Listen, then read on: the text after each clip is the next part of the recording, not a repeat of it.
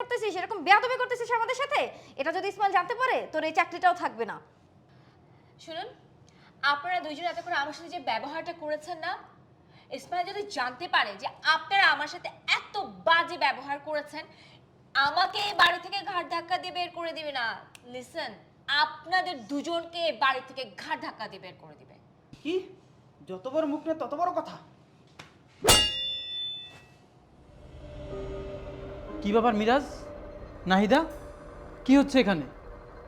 আর তোরা ওর গায়ে হাত তুলতেছিস কেন? কি সমস্যা, কি হয়েছে? কি কাজের লোক রেখেছিস তুই? কথা শোনে না, মুখে মুখে তর্ক করে। তুই এসেছিস এজন্য বেঁচে গেছে, না তো আরো দুইটা কানের নিচে বসাই দিতাম। আরে তুই জানিস না এই মেয়ে আমরা আসার পর থেকে আমাদের সাথে কি আচরণ শুরু করে দিয়েছে। মানে এত পটর পটর করতে পারে, এত তর্ক করতে পারে, প্রত্যেকটা কথা সে আমাদের সাথে তর্ক করছে। সে একটা কাজের লোক হয়ে আমাদেরকে ব্যবহার শেখাচ্ছে। আমরা তার সাথে কি আচরণ করব, আমরা কার সাথে কিভাবে কথা বলবো। ওর সাথে কথা বলতে হলে নাকি আগে জানতে হবে ও কে। তুই চিন্তা কর, ওর মতো একটা কাজের মেয়ে আমাদের সাথে এরকম আচরণ করছে। তুই জানিস আমি তো এসে আগে একটা চড় লাগিয়ে দিয়েছি। আবার জানিস ও আমাদের সাথে পটর পটর করে ইংলিশে কথা বলে।